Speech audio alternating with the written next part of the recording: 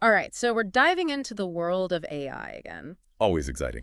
It really is, but with all this talk about AI getting, Bigger. bigger, more powerful, yeah. Uh-huh. It's making everyone a little nervous about the whole security side of things, right? Right, right. And speaking of security, OpenAI is really stepping up their game. They're not messing around. No, not at all. They just brought in Dane Stuckey as co-CISO. Which, let me just say, that got my attention. It's a big deal. I mean, two co-CISOs in what, like a month? That's a whole statement in itself, don't you think? It's a huge statement. Yeah. They are serious about security, and they are serious about being seen as serious about security. Right. It's not just about doing it. It's about showing everyone, hey, we're taking this seriously. So let's break this down. We've got some articles here about OpenAI and this new appointment. This whole thing kind of screams high stakes to me, especially with Stuckey coming from Palantir. Oh, yeah, you don't exactly think small potatoes when you hear Palantir. Right. Exactly. I mean, they're like the big leagues when it comes to data and, well, let's be honest, a little bit of mystery too, right? Yeah, they're definitely not shy about working with governments, especially when it comes to things like, intelligence gathering. Right.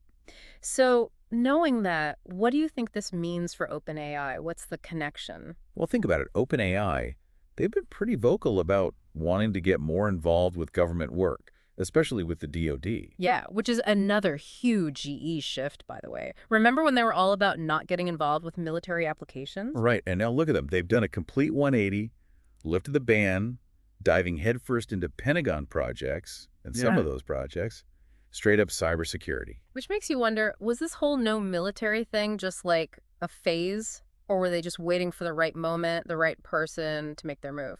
It's hard to say, but timing is everything, right? And bringing in someone like Stuckey right now, it's definitely telling. This guy's been working in the world of government contracts and security clearances. He knows that landscape inside and out. So he's not going to be intimidated by the DoD or any of that. He's going to walk right in and get things done. And it's not just about Stuckey, is it? OpenAI is on this whole hiring spree, right? Oh, yeah. They are snapping up cybersecurity talent left and right. Like, what kind of talent are we talking about? What are they looking for? I'm talking top-tier niche expertise. I saw a listing for, get this, head of trusted compute and cryptography. Whoa, okay, that sounds serious. But what does that even mean? Break it down for me. Basically, they're looking for someone to bake security into the very core of their AI systems. Not just slapping on security measures after the fact, but making sure data is protected at the hardware and software level from the get-go. So it's a much more like proactive approach to security, yeah. Exactly. They're not waiting for something bad to happen. They're trying to anticipate threats before they even arise. They're playing chess, not checkers. Okay, I like that analogy. But there's another piece of this puzzle that I find really interesting, and that's Stuckey's stance on open source tech, specifically open source defensive technologies, as he calls them.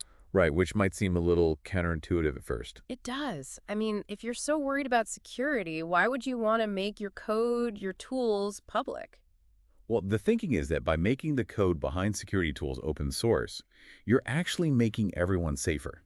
Think about it. More eyes on the code means more people looking for vulnerabilities, more people finding and fixing bugs. It's like crowdsourcing security improvements. Exactly. It's a way to tap into the collective brainpower of the global tech community and make security a shared responsibility. I see. So it's less about keeping your secrets close and more about, like, strength in numbers. Precisely.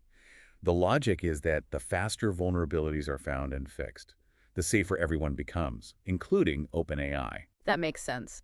But how does this whole open source approach jive with OpenAI's government work, especially with the DoD? That seems like a tough circle to square. It's definitely a question mark. Yeah. Could it signal a shift towards more transparency from OpenAI, even with their government contracts? So instead of just building powerful AI, they're trying to build a safer AI landscape for everyone. It's a possibility, and that brings up a huge question.